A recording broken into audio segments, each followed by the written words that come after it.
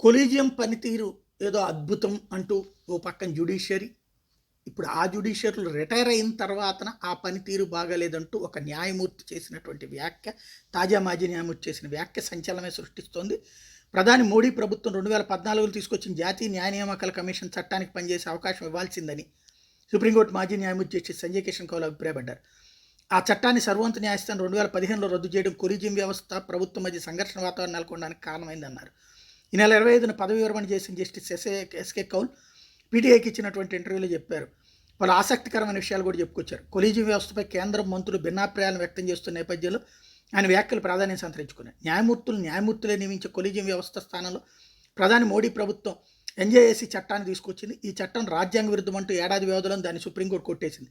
ఈ విషయంలో న్యాయస్థానం కాస్త భిన్నంగా ఆలోచించి ప్రయోగాత్మకమైన ఎన్జేఏసీని కొనసాగించి ఉండాల్సిందని జస్టిస్ ఎస్కే కౌల్ పేర్కొన్నారు.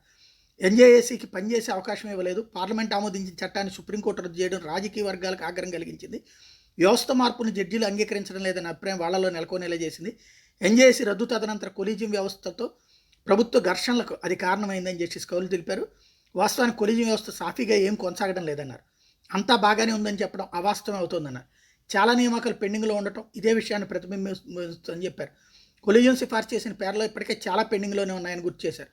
ఈ వ్యవస్థలోనూ సమస్య ఉందని అంగీకరించక తప్పదని జస్టిస్ సంజయ్ కిషన్ కౌల్ స్పష్టం చేశారు. అయితే కొలీజియం వ్యవస్థ అమల్లో ఉన్నప్పుడు దాన్ని యథాతథంగా అమలు చేయాల్సిందేనని అన్నారు. ప్రస్తుత వ్యవస్థ స్థానంలో పార్లమెంట్ కొత్త చట్టాన్ని తీసుకొస్తే దాన్ని అమలు చేయాల్సిన బాధ్యత న్యాయమూర్తులపై ఉంటుందని చెప్పారు. జస్టిస్ కౌల్ ఏడాదికి పైగా కొలీజియం సభ్యుడిగా ఉన్నారు. సుప్రీంకోర్టు జడ్జిగా 6 సంవత్సరాలు 10 నెలల పాటు కొనసాగారు.